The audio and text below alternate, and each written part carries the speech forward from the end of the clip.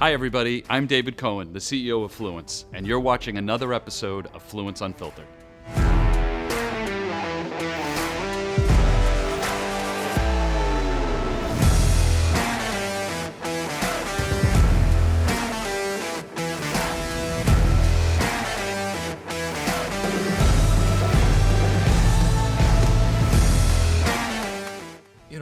You have the growers now. We talked about a lot of the challenges from a state level of cannabis, but if we back it all the way up to any grower that is going to start to build something, a vertical farm, an indoor farm, a cannabis grow, and have you seen from a technology standpoint, even just 2 or 3 years ago, maybe 3 or 4 years ago to today, is technology changing in how you guys approach designing a facility, equipping a facility, and do you see bigger changes coming on the horizon?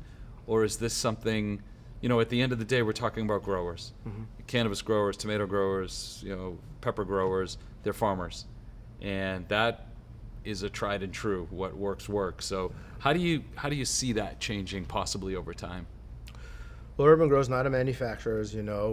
We won't be a manufacturer. We want to work with the best manufacturers in the world and integrate the equipment systems into the facility. So the reasoning behind that is you at Fluence are investing substantially into the future of your technology. So your impact on lighting and mechanical manufacturers' impact on mechanical, environmental control systems are changing. So each manufacturer is focusing on being better. Where I see the future, first step at the Green Tech show in the Netherlands this year, there was robots everywhere, right? And cultivate robots everywhere. So those manufacturers are fighting it, being better and better and better, and having new iterations that will help reduce the cost in facility and help increase consistency in the facility. The future of horticulture is based upon data, and the data is the keys to AI. So data gathered through sensors, and not just one sensor every 10 or 20,000 square feet, but small little wireless sensors. Placing those every 20, 30 square feet in a facility, finding out airflow, temperature, humidity, moisture level in the substrate. Being able to completely monitor what's happening in that facility. That's happening today, but the market's just not ready. Right. For that data. And why do you think that is? Do you think it's the technology is not advanced, or do you think it's breaking centuries-old habits of, I know how to do this, I grew tomatoes, my daddy grew tomatoes, his daddy, I hear that actually a lot. Yeah. What am I going to do with all that information? There are people who have perfected this, and they're the best, for sure. But I think the world's going to be a better place if more people can perfect it. So do you think it's that? Is it that barrier to entry, that it's just a resistance to adopt it, or the technology's not there?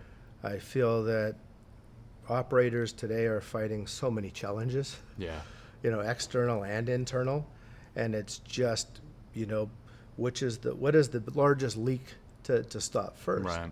But about a year ago, one of the MSOs hired some data scientists. So that was the first indication that we saw that, all right, they're going to take a step back and they're going to really analyze the data to bring consistency. But I see this data today is interpreted by humans. We're getting the information, and then we go in and we make moves on our own. The future is going to be AI. The data comes into the brain, or right now it's the environmental control system in the facility, and then that brain is making changes on its own. So let's say 5-10 years from now, it's going to be the car that drives itself to go get the tomato that grew itself, to go get the cannabis that grew itself, to bring it back to the person sitting at home. Correct, and the tomato that grew itself had a seed that was genetically modified for a certain taste profile, and so it would grow a certain way in an indoor matched environment. with the cannabis cultivar that pairs perfectly with the tomato. Excellent. Yep. And a drone delivers it. Well, Brad, I really enjoyed the conversation, and I hope everybody watching got some insights into, CEA, to how difficult it is to be an entrepreneur, and maybe a little bit of where this whole thing is heading in the future. So thank you very much for joining us. Thank you for watching. Stay tuned for the next episode, and have a great day. That's all for today on Fluence Unfiltered. Subscribe now to be alerted when our next episode goes live. We'll see you then.